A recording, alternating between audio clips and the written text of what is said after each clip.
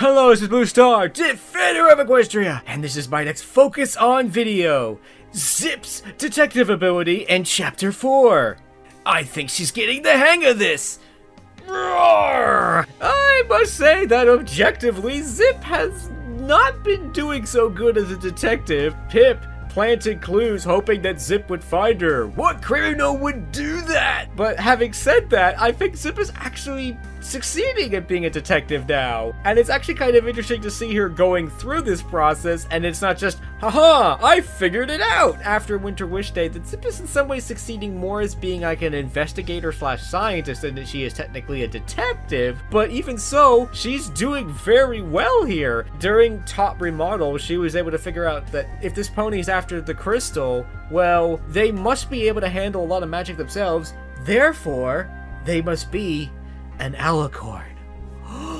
My first thoughts are, well, not necessarily, because there's lots of other magical beings out there that could do this sort of thing. But Twilight's message did in fact say that it was a pony that was trying to steal all magic. Therefore, it has to be one of the 4 pony kinds. So that pony has to be an alicorn. So, as a computer programmer slash engineer slash MLP analyst, it's actually interesting to watch Zipp going through this process and seeing a little bit of how does a process like this work? Like at one point we see, okay, what do I know? And that is a great starting point. And in this case, it's leading Zipp to unicorns now have the ability to cast spells. So I need to go find a unicorn that's willing to do some scientific testing on spell casting. So that's actually a very interesting thing, and it'd be interesting to see where they go with that. And in some ways, it's going to be more interesting to see what pony is she going to find to do some, scientific experimenting on spell casting. The problem with these ponies is that these ponies are starting almost from zero. Knowledge about magic and spellcasting was almost lost during the ages that there was no magic at all. So there's no pony to tell them how to do spellcasting or even what kinds of things that spellcasting can do. So that's going to be a very difficult task for the unicorn that Zipp is going to go ask to do some experimenting with. But regardless, I think it's actually very interesting to see a non-spellcaster trying to learn about magic. But of course, since she is a non-spellcaster, it's gonna make it difficult. But at the same time, she doesn't have to be a spellcaster to understand how they work, like the unity magic. Basically how it works is that as long as the ponies are unified, everything's good, magic is here. You don't have to cast a unity spell to understand how it works. So there could still be some interesting things for Zipp to discover. At the same time, Zipp might be trying to do a little bit too much too quickly, because she hasn't yet cracked the thing with the protection spell. That honestly sounds like that's high level magic. So that might be a little bit too much for Zipp at this moment. But it'll be interesting to see where they go with that and where that leads. What was this protection spell? Can we cast it again? And will it actually protect us from Opaline? So we shall see. But regarding Zipp and her detective ability, I think another thing that's interesting is that she only uses the visor once during this chapter, and that was only to help her read the titles of books in the library. So I think this shows that Zipp succeeds the best when she's not relying on her gear. Our world is very technological based. There's almost this feeling of, here's this app, it'll solve everything for you.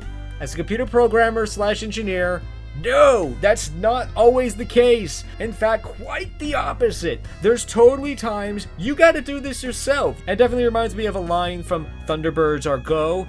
Use the greatest technology ever created. Your brain! Use it! Think! And Zipp is succeeding the most when she's doing that. When she's stopping, sitting, and thinking and, looking at all the information she has. Like in Top Remodel, Zipp is actually turning down her friends to help, clean out the old Canterlogic building. I'm sorry, but I'm so close to cracking this thing with Twilight Sparkle, I really need to put my attention on that. And that was a good move. She spends most of the day just sitting at the Crystal Bright House and basically investigating and reviewing everything she knows. She doesn't rely on her gear once and ultimately comes up with the right conclusion. So it's actually kind of nice to see Zipp actually sitting down and taking the time to analyze all these things properly, because in previous chapters and Tell Your Tale, we've seen her accusing her friends with almost no reason to basically giving up on something too easily and not pursuing it. So it looks like Zipp might finally be finding that balance between jumping to conclusions and giving up on things too early. So Zipp, as an investigator slash detective, detective is actually improving, and I like that, and I like the way that she is improving, and again, simply because that she's relying less on her gear and more on herself and her own abilities. I really like seeing Zipp grow as a detective and as a pony, and I look forward to seeing where all of this goes and seeing how she continues to grow as a detective, and looking forward to seeing more. So,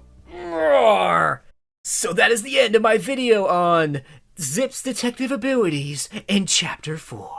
So, I hope you enjoyed this video, and as always, thank you for commenting, liking, and subscribing, and until next time, this is Blue Star. Stay strong and pony on. Blue Star out.